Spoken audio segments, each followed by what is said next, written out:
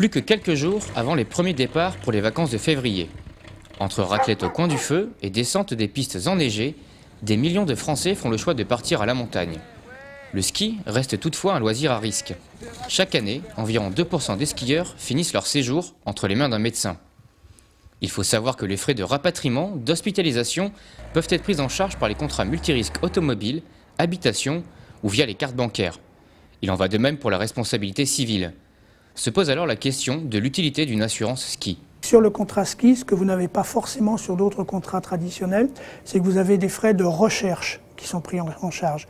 Les frais de recherche, c'est jusqu'à un montant donné, défini au contrat, les frais qui sont à couvrir pour le déplacement de X personnes d'un hélicoptère pour aller rechercher pendant un temps donné cette personne. Il couvre en plus tout ce qui concerne des remboursements sur des frais de remontée mécanique qui n'ont pas été utilisés suite à une maladie ou un accident, suite à des cours qui n'ont pas été utilisés. Et vous avez également des prestations d'assurance en cas de sinistre pendant la pratique du ski. Autre moyen de s'assurer contre les accidents à la montagne, passer par la Fédération française de ski. En effet, dès lors que l'on est affilié à un club, la FFS couvre au minimum en responsabilité civile par le biais de sa licence. L'obtention de cette dernière peut même s'avérer indispensable pour ceux qui souhaitent participer à des compétitions, même occasionnelles. La chose où il faut faire attention, c'est que très souvent, les couvertures classiques que peuvent avoir les gens par leur responsabilité civile de chef de famille ou autre, va les couvrir pour une activité normale, de loisir.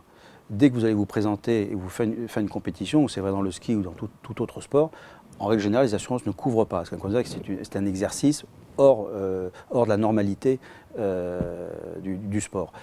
Donc la personne qui dit tiens, moi je fais des compétitions mais je prends juste l'ARC parce que je suis couvert, en fait il fait une erreur totale puisque là il ne sera jamais couvert. Il est essentiel de jeter un coup d'œil à ces contrats avant de prendre la route en direction des stations.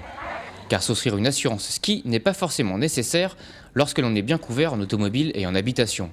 En revanche, une mauvaise couverture et la moindre chute nécessitant une assistance médicale pourrait se transformer en véritable cauchemar pour le skieur blessé et son portefeuille.